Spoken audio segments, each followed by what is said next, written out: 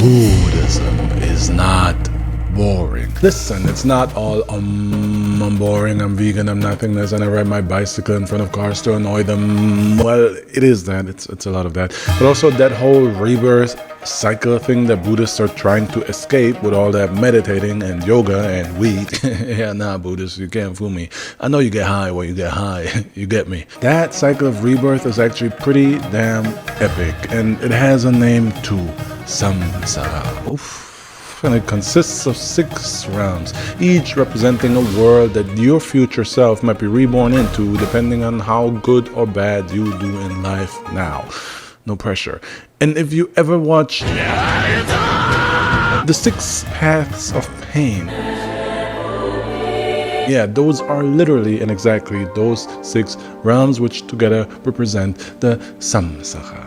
I like saying that, even though I cannot roll the R and I'm probably saying it wrong. I like saying Samsara. Now let me walk you through these 6 realms so that you can shut up your cyclist vegan colleague by spitting some Buddhist facts on his behind. I don't cuss in these videos. Next time he, she, or they talk about meat replacements. Pun maybe intended. Don't cancel me. Alright, let's start with the lowest of the realms, Jigokudo, aka Hell. And Hell is sponsored by... No, I'm kidding. Who would place a sponsor right after he mentions Hell? That would be silly. Well, the Warships. Hey, do the epic voice effect, the trailer voice, do the epic trailer voice. World of Warships. Ever wanted to command a massive naval fleet and dominate your enemies? I know that's what you dream of in your cubicle. Bob, I'm looking at you specifically. But now you can absolutely annihilate people in 12v12 warship battles on open seas whose graphics are so detailed you think you're actually getting wet. But oh no, what's that? You're all wet because you couldn't help yourself after you realized that there are hundreds of authentic warships in this game to choose from with graphics so sexy. They are only made better by the game's epic gameplay, the new free content added every month, 40 maps with 100% historically accurate ports, aircraft carriers, battleships, submarines, and even cruise ships. Sorry, that was meant to be... Chickens. That was meant to be cruisers. I just checked the script. That was meant to be cruisers. I'm sorry. Submarines and cruisers. And all of this in free-to-play World of Warships available on PC and consoles. And if you use the code BRAVO, you get 500 doubloons, 1.5 million credits, a premium account for a week, and an extra free ship after 50 battles. I mean, this finger right here, this finger knows where it needs to go. Am I right, fellas? It needs to click that link in the bio, type Bravo, and get World of Warships for free. And if you don't, no worries, you'll just end up in Jigokudo, aka Hell, sometimes referred to as Naraka, which is just another term for hell, a hell that in turn is resided over by King Enma, who questions people to decide how much he's going to torture them. Sounds like my ex-girlfriend. Everybody here in Jigokudo is either bad or just not Buddhist, aka all of you non-Buddhist viewers, your reincarnation can look forward to being constantly boiled, having their tongue ripped out, or being constantly frozen. Do you wanna build a song? How do you avoid that your reincarnation ends up here? I'm glad you asked that because I wanted to take this time to explain my evil plan. To absolutely oversimplify Buddhism, which I can do because we already established that they all get high, so they're not easily offended. Yay. To oversimplify Buddhism, it kind of works on a karma system. And to absolutely oversimplify the karma system, let's say that it works on a scale from 1 to 60. If you're a real piece of crap and only score a 1 to 10, you'll be reborn here in Jigokudo, or simply if you're not a Buddhist, you'll be reborn here. I just thought that that's worth repeating. Also, it matters if you have 1 or 10 karma points, because the less points you have, the worse the level of hell you occupy, and your punishment also fits your sins. So if you're constantly lying to people, you'll get your tongue ripped out, and if you're a cheater, then you'll get your little man ripped off. Unless you have a micro little man, because I learned that men with micro little man mostly use their tongue to satisfy their partner. So I guess if you're a cheating, lying micro man, you also get your tongue ripped off along with the other liars. I don't know why I'm taking it there. I apologize. This just got weird.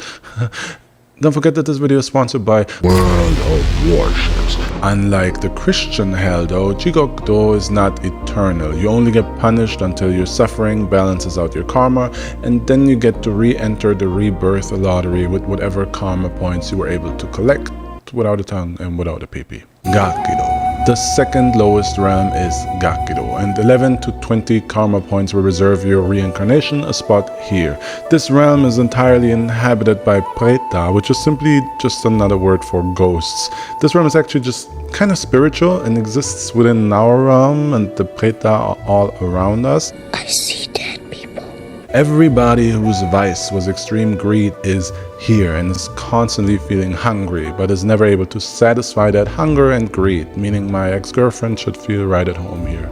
In this realm, you're also released from this suffering once your bad karma is balanced out, and then your reincarnation might get to go to a better realm if you collected enough karma points. Chikushodo, the animal realm. This one is pretty self-explanatory.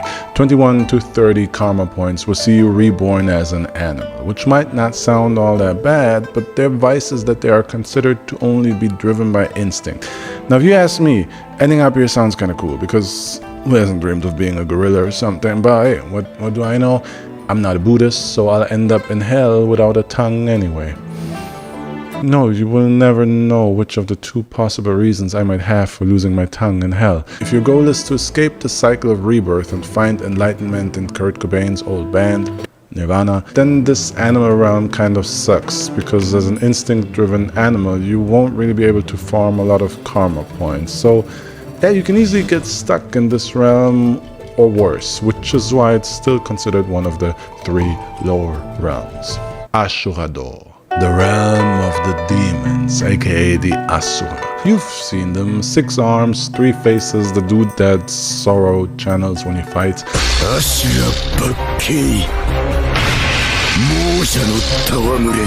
The Asura are beings that love fighting, they love destruction, they love causing pain, and they just constantly wage war amongst each other, but also against the higher realms. The Asura are the ones that cause war, pain, and disasters for us humans in our world. Yeah, spoiler, we're above this realm, the second highest realm. And the Asura are also constantly fighting the Devas who reside in the highest realm. Asura are filled with anger and jealousy for the higher realms, which is why it is hard for an Asura to reach enlightenment, but still 31 to 40 karma points will get you here. Now, I don't know if this says more about me than anything, but to me it's odd that these powerful beings are lower than us weakly humans. I'm just saying this. But I'll take that any day. It really doesn't seem all that bad to me, and jokes aside, the Asura realm kind of reminds me of Valhalla. And quick reminder, if you're not familiar with Valhalla, in Norse mythology, all who die gloriously in battle end up in Valhalla, where they fight and drink all day, every day, until they are called into the apocalyptic battle at the end of times called Ragnarok. You see the similarity, right? And that is very interesting to me, because in the Norse belief system, Valhalla is the beast's knees. It's considered the absolute greatest honor. And I guess that just goes to show how different cultures view war and violence in different light. Nindo. We humans are right here in Nindo, the second highest realm, which I don't really have to tell you all that much about, because you live here. You know what it's like. You know our main vice. Come on, our main vice. Say it with me. Porn. Desire. We humans desire much too much, and it is only when a human can strip itself from his or her or their desire that they can reach more than the 41 to 50 karma points that your past self accumulated to get you here.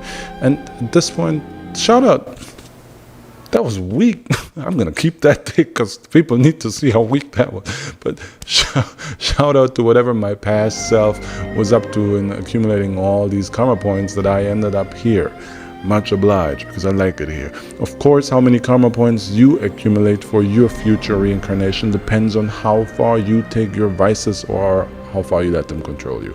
As for me, I know my browser history is looking pretty bad, but I don't really know where that will get my future self because I didn't hear anything about a realm filled with boob. Depending on how many karma points your past self got in their life, you either got a crappy or great start in life. Let's say they got 41 karma points. You might be born into poverty on this world, while 50 points will get you a trust fund baby start, which is meant to make you less burdened and more free to pursue enlightenment and reach Kurt Cobain in his band, Nirvana.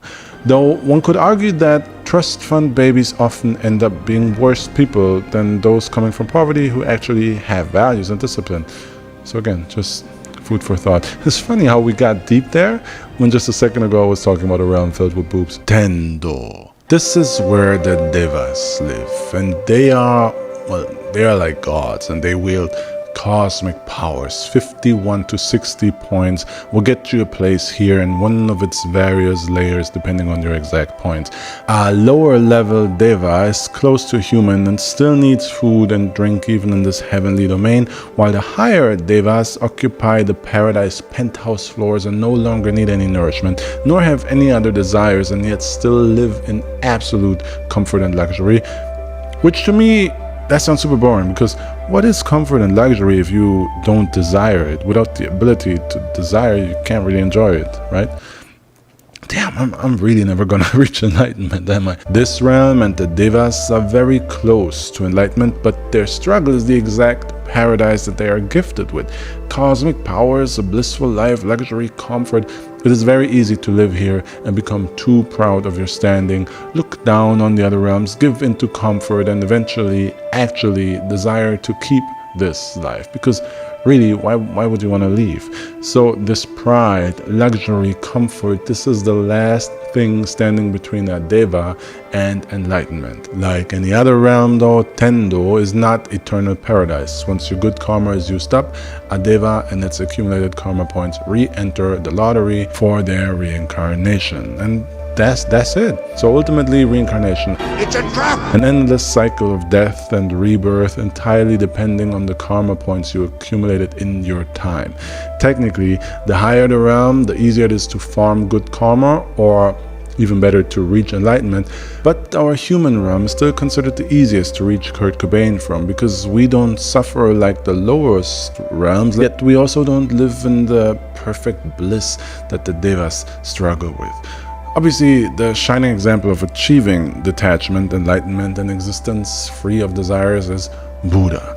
But if you ask me, I kind of roll with the anti-Buddha, so let me tempt you to join the Buddhist devil, aka Mara. There's a good chance you never even heard of Mara, the anti-Buddha, but let me ask you this. Do you like living, care about health, wealth, accomplishments, have attachments, strive for fulfillment, gain, and keeping your family happy and safe by any means? Well, congratulations, because you roll with Mara. You roll with the Buddhist devil. You are basically aligned with the real-life Mara, who wants a never-ending life of bliss and pursuit of desires for all. Now you might wonder, that doesn't sound all that evil and devilish. Why is Mara considered to be a bad guy? And you're right in wondering that, because Mara is actually most of us, and whether we are all that bad or not is a philosophical question, but we all dream of a life of pleasure. We flirt with temptation on the daily, whereas Buddha is opposed to these things and says that life is suffering and that desire, joy, temptation, they are an illusion that we should literally strive to avoid, strive for emptiness, strive for nothingness, strive to escape this illusion. But I can only speak for myself here when I tell you that, jokes aside, I'm blessed enough. I'm blessed to be able to think that, no, life is not suffering. I think life is great, and Mara's world of eternal bliss sounds fantastic to me. I like my attachments, and I care about a lot of things, not just selfishly though. I would actually love for all to live a life void of suffering. I hate injustice. I hate pain. I hate it for myself, I hate it for others, and I try to avoid it at all costs. And if I could, I would get rid of it for everybody. But even though that sounds good for the world, it's not very Buddhist of me to say this, and kind of pro-Mara. And if you give it a dark twist, what I just said, is literally Madara's vision, because it can easily turn into some evil dystopia masked as a utopia. So I'll end this video on some food for thought. Is there actually any way to peacefully achieve world peace? Is the dream of an ideal world of eternal bliss bound to come with control and oppression and terminating those who don't comply? And is true peace actually simply accepting that life is suffering? I, for one, know that I cannot accept that life is suffering, but I also do know that I am not in peace with myself. I'm not in peace with the rest of the world, and I don't know. Where do you stand on this? Let's end this on a deep note. Let's end this on a question. And let's also give some thought to that realm of boob.